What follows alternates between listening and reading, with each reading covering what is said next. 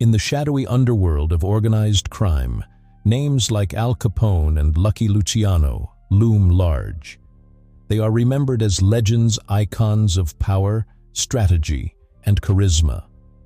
But there was another man, less celebrated, yet equally dangerous, whose story is darker, bloodier, and far more ruthless. His name was Vito Genovese. To the public, Genovese is not as famous as Capone or Luciano. Yet within the mafia itself, his name carried a chilling weight. He was the man who craved total control, the Don who wanted it all. Unlike Luciano, the architect who built a syndicate based on compromise and shared power, Genovese sought absolute dominance. And it was this hunger, this relentless ambition, that would both elevate him to terrifying heights and ultimately destroy him. Where Luciano was polished, Genovese was blunt. Where Lansky was calculating, Genovese was brutal.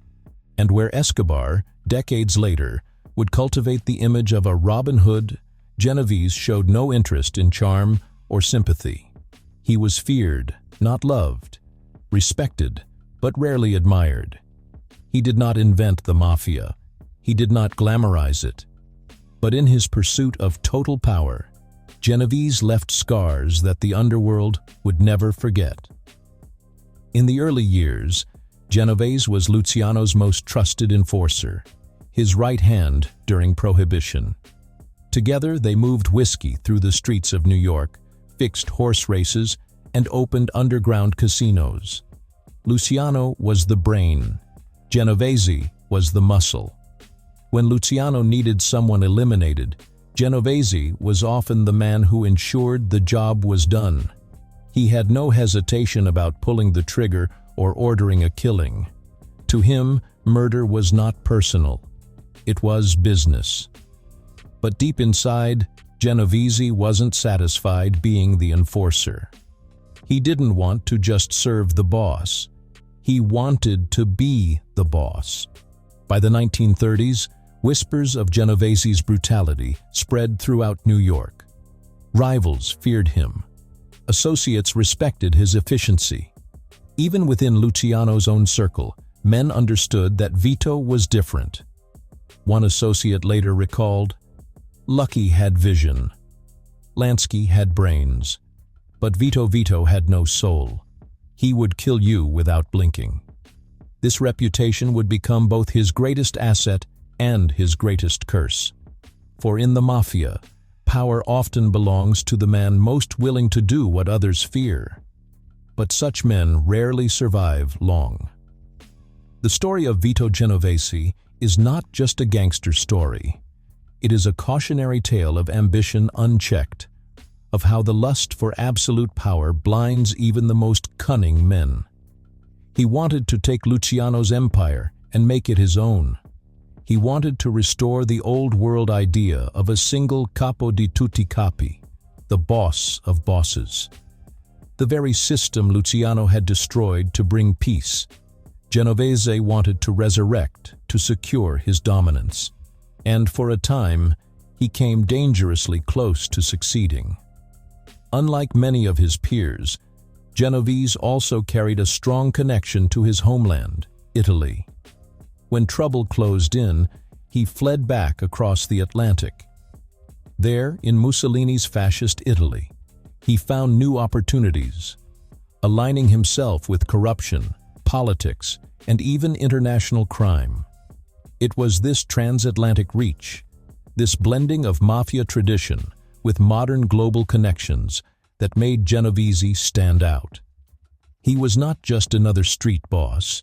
He was a man who thought in terms of empires. But as history would show, empires built on greed rarely last. So who was Vito Genovese? He was the boy from Naples who became a feared mobster in New York.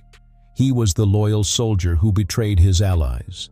He was the Don who sought to crown himself king of the underworld. And in trying to seize everything, he lost everything. This is not a story of triumph. It is a story of how ruthless ambition can turn friends into enemies, allies into corpses, and opportunity into downfall.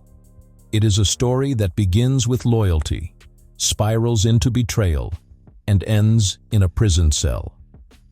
Over the next chapters, we will walk through the life of Vito Genovese, his childhood in Naples and immigration to America, his rise under Lucky Luciano during the bootlegging years, his bloody climb to power through murder and betrayal, his time in Fascist Italy, where he tasted power on an international stage, his return to America and his attempt to seize control of the entire mafia, the infamous Apalachin Meeting that exposed organized crime like never before, and finally, his downfall, a lifetime prison sentence that ended his dream of ruling the mafia. Vito Genovese is not remembered with the same glamour as Luciano or Gambino. His story does not inspire admiration, it inspires caution, because his life shows what happens when ambition turns into obsession, when hunger turns into greed, when the desire for control consumes everything else. He was not lucky, he was not charming, he was something else entirely, ruthless. And so, we begin the story of Vito Genovese, the Don who wanted it all. Every empire has a beginning. And for Vito Genovese, that beginning was not in the glittering nightclubs of New York or in the smoke-filled rooms of mafia meetings. It was in the crowded, narrow streets of Naples, Italy, a place of poverty, resilience, and a culture steeped in honor, survival, and silent codes of power. Vito Genovese was born on November 21, 1897, in a small village outside Naples. The Italy of his childhood was a land torn by class divisions. The rich lived in villas with marble floors. The poor crowded into cramped apartments where families of 10 sometimes shared a single room. Vito was born into poverty. His family struggled to survive. His father worked hard but earned little. His mother, like so many Italian mothers of that era, tried to hold the family together with discipline and prayer. But in the streets of Naples, survival was rarely dictated by prayer. It was dictated by strength, cunning, and a willingness to do whatever it took. As a boy, Vito absorbed these lessons. He saw how disputes were settled, not with words, but with fists, and sometimes knives. He learned early that fear commanded respect. Naples was also home to the Camorra, the Neapolitan crime society, older than the Sicilian mafia. Though still a boy, Vito grew up in an environment where the Camorra's influence was everywhere: gambling rings, extortion rackets, and neighborhood bosses who controlled who worked and who ate. The culture of omertà. The code of silence was drilled into children from an early age. You didn't talk to the police. You did not betray the neighborhood. Disputes were handled within the family or the gang. This environment shaped Vito. It taught him not only survival, but also the idea that power and respect were earned through intimidation. By the early 20th century, millions of Italians were fleeing poverty, political chaos, and hunger. The dream of America, the land of opportunity, pulled entire villages across the Atlantic. In 1913, when Vito was 16 years old, the Genovese family joined that migration. They boarded a ship bound for New York, their possessions packed in trunks, their hopes set on a better life. For many immigrants, the voyage itself was brutal, crowded conditions, seasickness, and fear of being turned away at Ellis Island. But for young Vito, it was the start of an adventure. He was leaving behind poverty in Naples, but he was also carrying with him the lessons of the streets. When the ship finally docked in New York Harbor, the Statue of Liberty loomed above.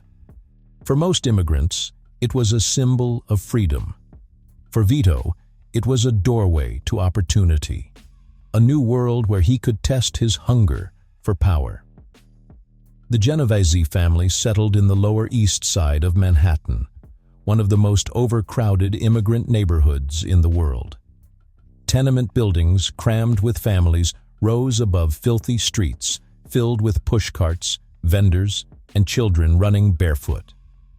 Life was harsh. Italian immigrants faced discrimination. Jobs were scarce. The police looked down on them. In this environment, many young men turned to gangs as a way to survive.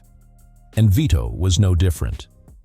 As a teenager in New York, Vito quickly found his place among the rough-and-tumble street gangs of Little Italy. These gangs controlled dice games, protected Italian-owned businesses from rival ethnic groups, and clashed with Irish and Jewish gangs for control of territory. It was here that Vito earned a reputation. He was quick-tempered, unafraid of violence, and eager to prove himself. Stories spread of the young immigrant who carried a knife in his pocket and wasn't afraid to use it. For Vito, the gang was not just protection. It was a ladder, a way to climb out of the poverty that had defined his family's life. Most immigrants dreamed of steady work, of saving money, of eventually buying a small home. But Vito dreamed bigger. He wasn't content with labor jobs or factory work. He saw how the gang leaders lived, with nice clothes, wads of cash, and respect in the neighborhood. And he wanted that life. By the time he was 20, Vito Genovese was already known in the Italian underworld of New York. He was no longer just an immigrant boy from Naples. He was a gangster in the making, a man who believed that power was taken, not given. What made Vito different was not just ambition. It was ruthlessness. Other young men hesitated before drawing a knife or firing a gun. Vito did not. To him, violence was a tool, direct, efficient, effective. This trait would make him invaluable to men like Lucky Luciano in the years ahead. But it would also mark him as dangerous, unpredictable, and ultimately self-destructive. Vito Genovese's childhood and immigration story is not one of innocence lost. It is a story of survival, honed into ambition. Born in the poverty of Naples, hardened by the codes of the Camorra, and sharpened on the streets of New York, Genovese grew into a young man who saw crime not as desperation, but as destiny. He was no ordinary immigrant chasing the American dream. He was chasing something else: power. And in the turbulent world of Prohibition-era New York, that hunger would soon find the perfect stage. By the early 1920s, New York was a city in the grip of transformation. The Prohibition era had outlawed alcohol, but the ban did not end drinking. It only created an underground economy. Speakeasies, hidden breweries, and smuggling routes flourished. And for ambitious men like Vito Genovese, Prohibition was not just an opportunity. It was a gold mine. It was during this chaotic era that Genovese crossed paths with a man who would shape the future of organized crime, Charles "Lucky" Luciano. Luciano was already building a reputation as a visionary. He saw the mafia not as a collection of feuding clans, but as a business empire waiting to be organized. And to realize that vision, he needed men who were loyal, efficient, and unflinching in their use of violence. Vito Genovese fit the role perfectly. Where Luciano brought strategy, Genovese brought muscle. He was the enforcer who handled dirty work, the man who could be trusted to ensure that rivals were silenced and debts were paid. Together, Luciano, Genovese, and other young gangsters like Frank Costello and Meyer Lansky began building an empire out of bootlegging. Ships carrying Canadian whiskey slipped past federal agents. Trucks loaded with beer rolled through New York streets under police escort, paid for with mafia money. Speakeasies buzzed with life, their profits flowing back into the pockets of the syndicate. Genovese quickly proved himself indispensable. He supervised shipments, collected payments, and ensured that anyone foolish enough to cross Luciano's crew regretted it. If Luciano was the CEO of this criminal corporation, then Genovese was his chief of enforcement. But Genovese's rise came with a price: his reputation for brutality. Unlike others who preferred negotiation or subtle threats, Vito believed in direct action.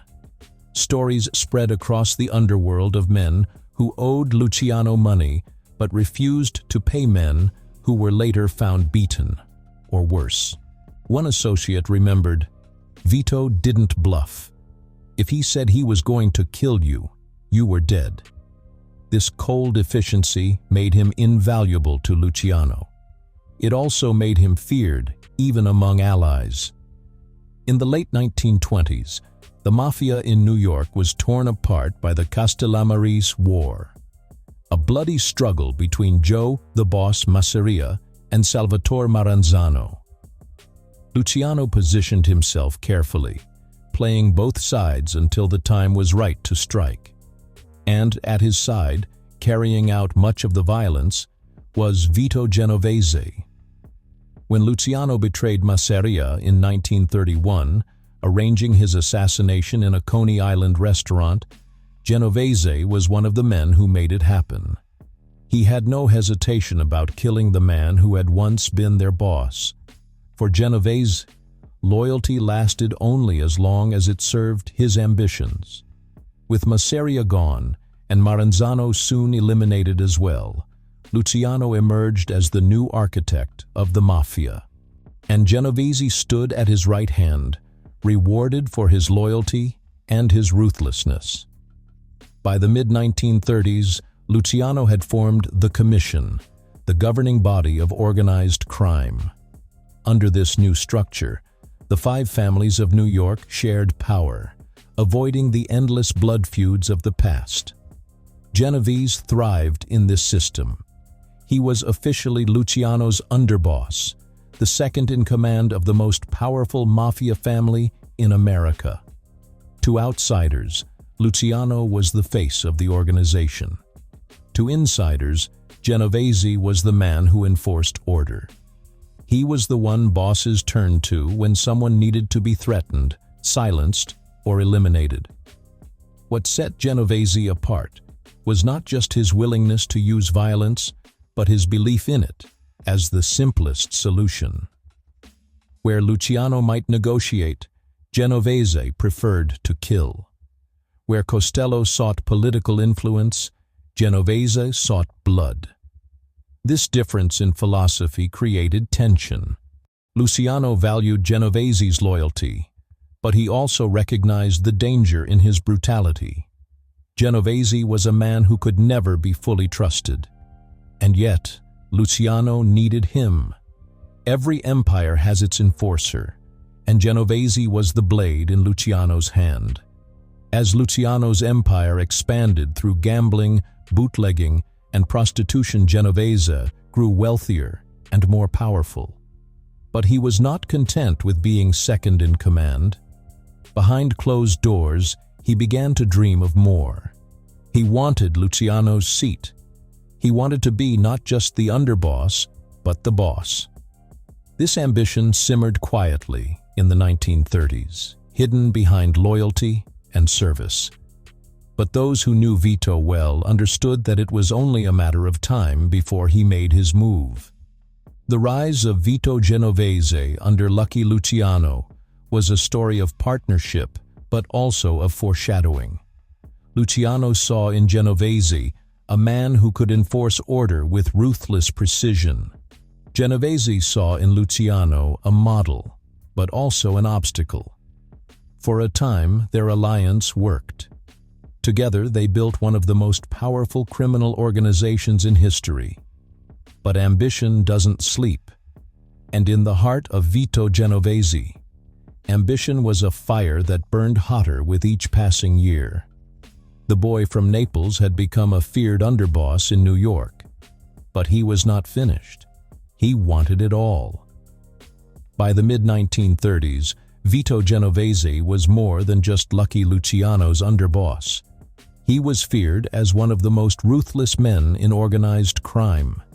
His reputation had been built on loyalty to Luciano's vision, but beneath that loyalty burned a personal ambition that couldn't be contained. And in the years to come, that ambition would be expressed in murder, betrayal, and an alliance with one of history's most infamous regimes. The underworld was built on fear, and Genovese understood this better than anyone. Where other bosses used threats as leverage, Genovese used death as punctuation. He believed problems were best solved quickly and permanently. One of the most notorious examples came in 1937. A man named Ferdinand the Shadow Boccia, once an ally of Genovese, fell into a dispute with him over money. In the world of organized crime, disputes could often be smoothed over, but not with Vito. Boccia made the mistake of pressing too hard. Genovese arranged a meeting with him at a Brooklyn cafe. As Boccia sat at the table sipping coffee, Genovese's gunman opened fire. Boccia collapsed, his life ending in a hail of bullets. To the underworld, the message was clear. Argue with Vito Genovese, and you disappear. But this murder would also plant the seeds of trouble, for in time it would come back to haunt him. In 1936, Luciano was arrested and sentenced to decades in prison for compulsory prostitution. With his mentor behind bars, the leadership of the family shifted. Frank Costello, the smooth-talking prime minister of the underworld, began to rise in influence, favoring bribes and political deals over violence. But Genovese despised Costello's approach. To him, Costello was weak, too cautious, too polished. Genovese believed the mafia should be ruled by fear, not compromise.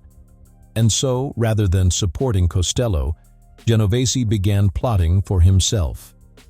This shift was nothing less than betrayal. Luciano had trusted him as underboss. Yet, with Luciano out of the picture, Genovese saw an opening. He did not intend to play second fiddle to Costello. He intended to seize the throne.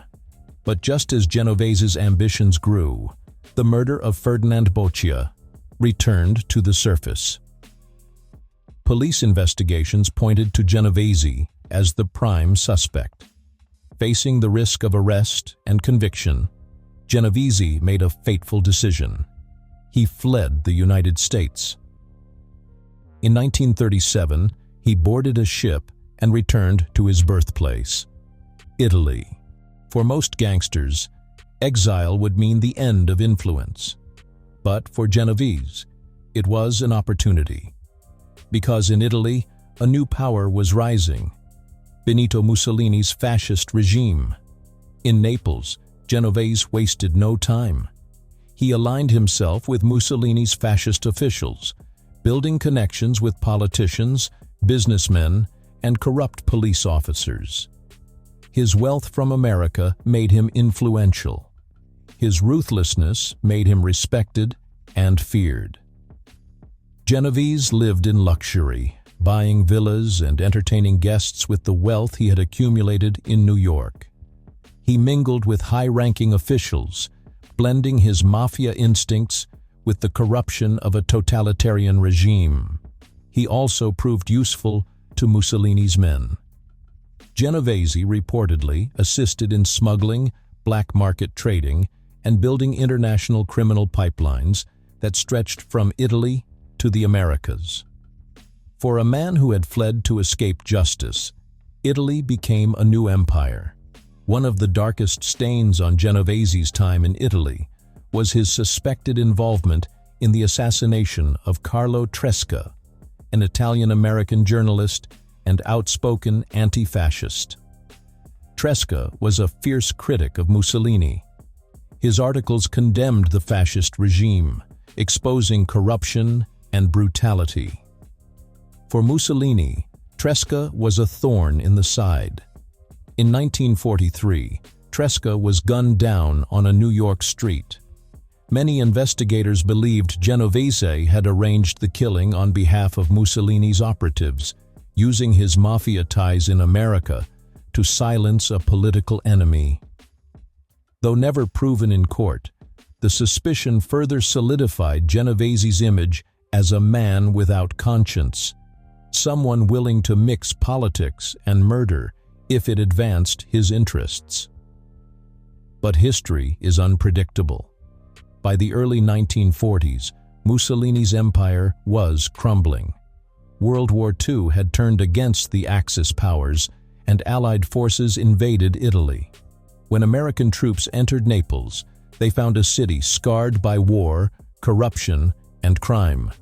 And within that chaos, they found Vito Genovese. Once again, Genovese adapted. He offered his services to the U.S. Army as a translator and intermediary. To some American officers, he seemed like a helpful local figure. To others, he was clearly a criminal exploiting the situation. In reality, Genovese used the war to rebuild his power. He traded, bribed, and maneuvered his way into influence, blending mafia tactics with wartime corruption. But his past would eventually catch up with him. In 1944, U.S. military police discovered who Genovese really was. His ties to Mussolini, his suspected murders, his status as a fugitive in America, all came to light. He was arrested by American forces and deported back to the United States to face trial for the Boccia murder. It seemed that the ruthless Don had finally met his end. Yet fate intervened once more. The key witness in the Boccia case died mysteriously before trial. Without testimony, prosecutors had no case. Genovese walked free. It was the kind of escape only a man like Vito could pull off, slipping through the cracks of justice, aided by intimidation and timing. By the time Vito Genovese returned to America after the war, he was no longer just an underboss. He was a man who had tasted power in both the mafia and international politics. He had killed without hesitation, betrayed allies without guilt, and aligned himself with fascism without shame. He was colder, sharper, and more ambitious than ever before. And now, back in New York, he set his sights on the ultimate prize, control of the entire American mafia. When Vito Genovese returned to the United States in the mid-1940s, he came back a changed man. He had survived the Boccia murder charge.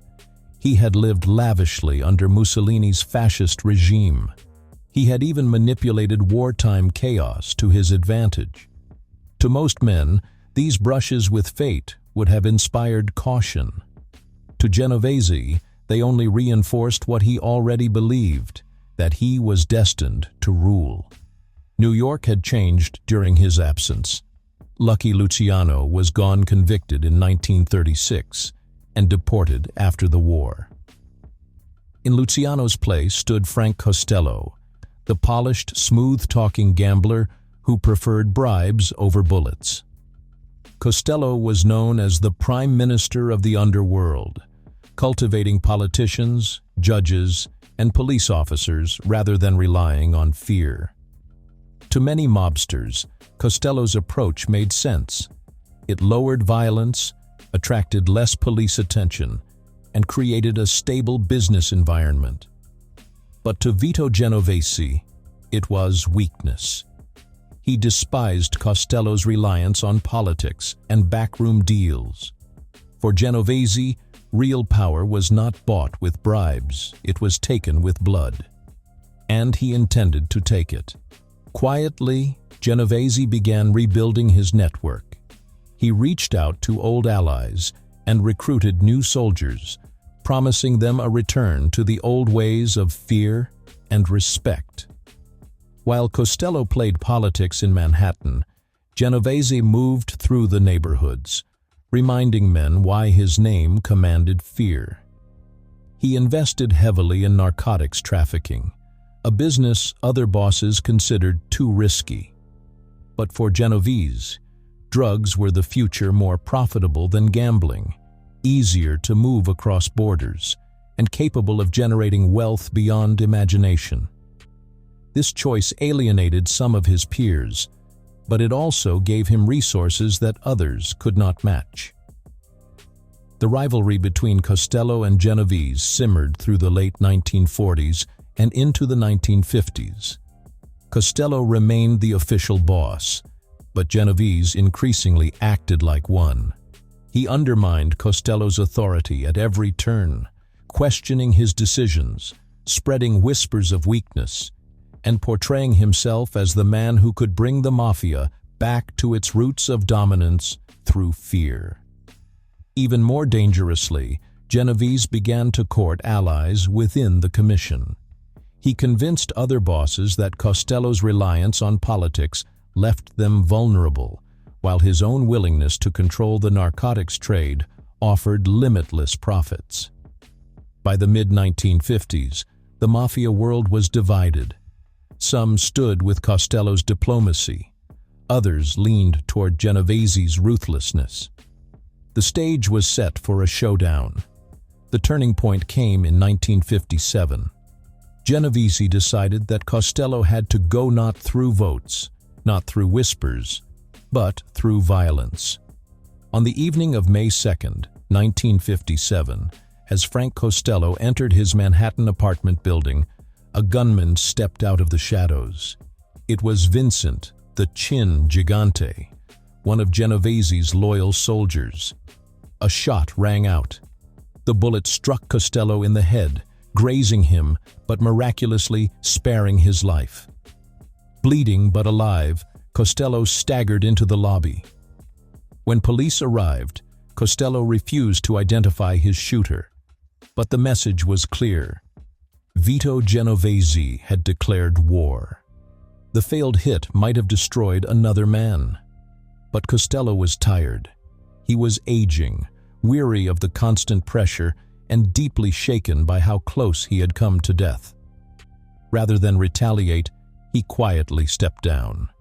He ceded control of the family to Genovese, effectively handing him the crown he had so long desired. For Genovese, it was victory. After years of waiting, he was finally the boss, not just of his family, but arguably of the entire American mafia. Genovese wasted no time asserting his dominance. He pushed deeper into narcotics, forging international connections that stretched from Sicily to South America. He demanded respect from other families, positioning himself as the natural leader of the commission. In his mind, the age of shared power was over. He wanted to resurrect the old title of Capo di tutti capi, the boss of bosses. The very role Luciano had abolished, Genovese intended to restore, with himself seated at the top. And in 1957, he took the boldest step yet to secure that dream. He organized a massive meeting of mafia leaders in upstate New York, a gathering that would prove to be both his greatest triumph and his greatest mistake. What made Vito Genovese so dangerous was also what made him reckless. He believed he was untouchable, that fate itself had chosen him. He had evaded justice in America, thrived under Mussolini, and returned stronger than ever. But the higher he climbed, the more visible he became. Law enforcement was watching, journalists were digging, and rivals were whispering in the shadows. The power grab had succeeded for now, but the seeds of downfall had already been planted. The story of Vito Genovese's return to America was not just about reclaiming lost ground. It was about ambition laid bare. He betrayed Luciano, undermined Costello, and declared himself the rightful ruler of the underworld. For a moment, it seemed as though nothing could stop him. He had the money, the soldiers, and the will to kill anyone who stood in his way. But history is cruel to men who want it all. And in the quiet hills of upstate New York, at a little town called Apalachin, Vito Genovese's empire would collide with reality. In the autumn of 1957, Vito Genovese believed he had finally achieved what he had dreamed of for decades: absolute power. Frank Costello had stepped aside after the botched assassination attempt. Lucky Luciano was exiled in Italy, powerless. Genovese sat on the throne of New York's most powerful crime family, with ambitions that stretched across the nation. But for Vito, being boss of one family wasn't enough. He wanted recognition as the true leader of the American Mafia, the one man every other Don deferred to. To achieve that, he needed a show of strength. He needed to bring all the bosses together under his watch and leave no doubt about who was in charge. That show of strength would become one of the greatest blunders in Mafia history. Genovese proposed a meeting of bosses unlike anything the underworld had seen before. It would be a grand conference, a Mafia summit, to discuss narcotics trafficking, gambling profits, labor rackets, and territorial disputes. More than that, it would be the stage where Genovese declared himself the undisputed leader of the commission. The location chosen was the small town of Apalachin, New York, nearly 200 miles northwest of Manhattan. The host was Joseph Barbara, a local mobster who owned a sprawling estate. To Genovese, it seemed perfect: rural, private, away from prying eyes. Invitations were sent across the country, from New York, Chicago, Buffalo, and even as far as California. The most powerful mafia bosses prepared to attend. By November 1957, dozens of Cadillacs and Lincolns were heading toward upstate New York, carrying with them the most concentrated gathering of organized crime power the United States had ever seen. On the morning of November 14th, the Barbara estate buzzed with activity. More than 100 mobsters arrived, dressed in expensive suits and polished shoes, stepping out of luxury cars that looked entirely out of place in the quiet countryside. Inside the estate, men discussed business worth millions: drug routes from Europe, gambling territories, construction contracts, and union influence. And at the head of it all was Vito Genovese. He presided like a king, savoring the sight of the nation's most feared men gathered under his shadow. This, he believed, was the moment he had been waiting for, the coronation of his rule. But outside the estate walls, trouble was brewing. The town of Apalachin was quiet, its residents unaccustomed to seeing fleets of luxury cars clogging rural roads. Gas station attendants noticed strangers buying fuel with large bills. Local shopkeepers saw men in expensive suits walking through their small town. One state trooper, Edgar Croswell, grew suspicious. He knew Joseph Barbara had connections to organized crime, and he found it strange that so many visitors had arrived at his estate all at once. Croswell decided to investigate. As Croswell and fellow officers moved toward the Barbara estate, the mobsters inside began to panic. Word spread that the police were outside. Chaos erupted. Men rushed to their cars, abandoning half-eaten meals. Some sprinted into the woods, stumbling through streams and briars in their $1,000 suits. Others tried to escape down country roads, only to be stopped at police checkpoints. By the end of the day, more than 60 mobsters had been detained or identified. Among them were some of the most powerful men in America's underworld, bosses from New York, Chicago, Detroit, Cleveland, and beyond. For decades, J. Edgar Hoover and the FBI had downplayed the existence of a national crime syndicate, insisting the mafia was just a myth. But the Apalachin raid provided undeniable proof. Organized crime was real, and it was massive. For Vito Genovese, the meeting was supposed to be his crowning achievement. Instead, it became his greatest embarrassment. Newspapers across the country splashed headlines about the Mafia Summit. Photos of expensive cars and arrested mobsters filled the front pages. Senators and governors demanded investigations. Law enforcement agencies, once skeptical, now poured resources into cracking down on organized crime. And in the underworld, Genovese's rivals began to whisper. What kind of boss calls a meeting so large, so visible, that it brings down national heat on everyone? To many, it seemed reckless, even foolish. Instead of solidifying his power, Genovese had exposed the mafia to a level of scrutiny it had never faced before. Worse still, the disaster gave his enemies an opening. Men like Carlo Gambino and Joe Bonanno, who had once tolerated Genovese's ambition, began to plot against him. Frank Costello, though semi-retired, quietly worked to undermine the man who had forced him out. Even Meyer Lansky, once Luciano's ally, and now an international financier for the mob, saw Genovese as too dangerous, too unstable. Behind closed doors, these men conspired. If the government didn't bring down Vito Genovese, they would.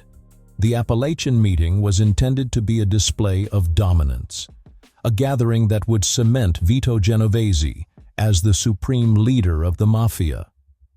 Instead, it was a disaster that exposed organized crime to the world, embarrassed its members, and marked the beginning of Genovese's downfall. It was proof of a truth as old as power itself. Hubris destroys. In his arrogance, Vito believed he could summon the entire underworld without consequence. But in doing so, he attracted the one enemy no gangster could fight. Public attention. The Don who wanted it all had finally overreached.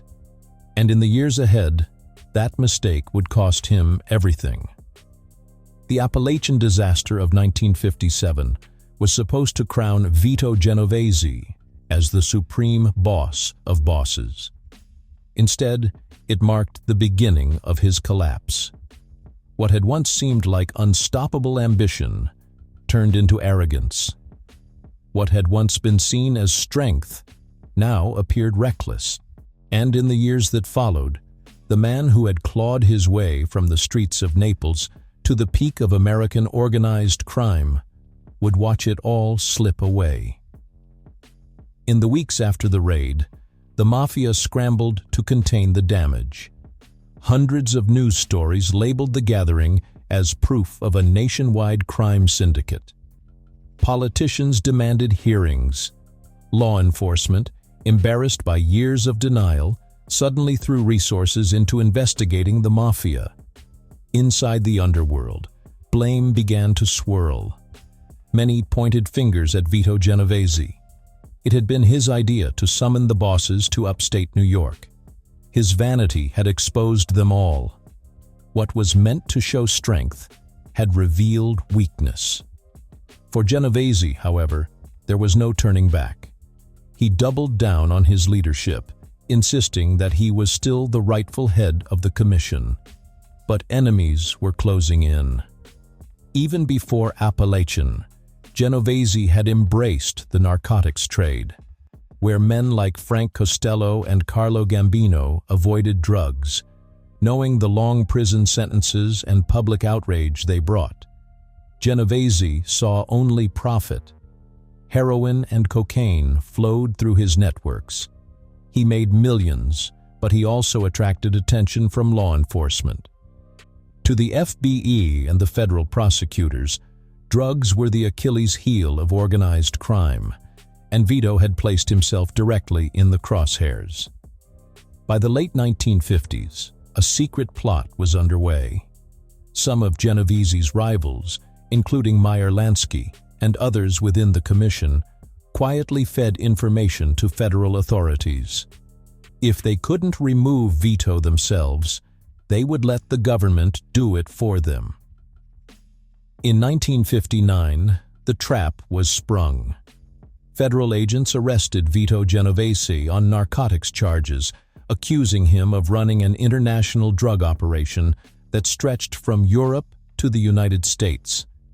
The trial was swift and devastating. Witnesses, some of them former associates, testified against him. Unlike in the Boccia case decades earlier, there was no sudden death of a key witness, no mysterious disappearance. The evidence was overwhelming. Vito Genovese, the ruthless Don who had once sought to rule the mafia as boss of bosses, was sentenced to 15 years in federal prison. For a man who had evaded justice for so long, it was the final fall. Prison did not break Vito's pride. Even behind bars, he attempted to run his operations.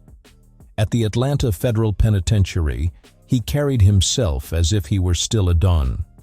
He gave orders to visiting associates, tried to mediate disputes, and demanded the respect of fellow inmates. But the outside world was moving on. Other bosses were rising. Carlo Gambino, Joe Bonanno, and others who had learned from Genovese's mistakes. His family, though still powerful, was no longer the unchallenged force it once had been. By the early 1960s, Genovese's health began to decline.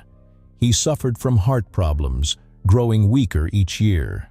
Still, he clung to the illusion of control, refusing to accept that his empire had slipped from his grasp. On February 14, 1969, Vito Genovese died of a heart attack in a Missouri prison hospital. He was 71 years old. There was no dramatic shootout, no bloody ambush, just a man who had once sought to rule the underworld, breathing his last behind bars. His funeral was quiet, attended by family and a few loyal associates. There were no massive crowds, no public mourning. For a man who once demanded fear from all, his end was remarkably subdued. So what, then, is the legacy of Vito Genovese? To some, he was a cautionary tale, a man whose hunger for power blinded him, whose arrogance brought more heat on the mafia than anyone before him. The Apalachin disaster, the narcotics conviction, the federal spotlight, all of it traced back to his ambition. To others, he was a ruthless but effective leader, unafraid to do what others would not.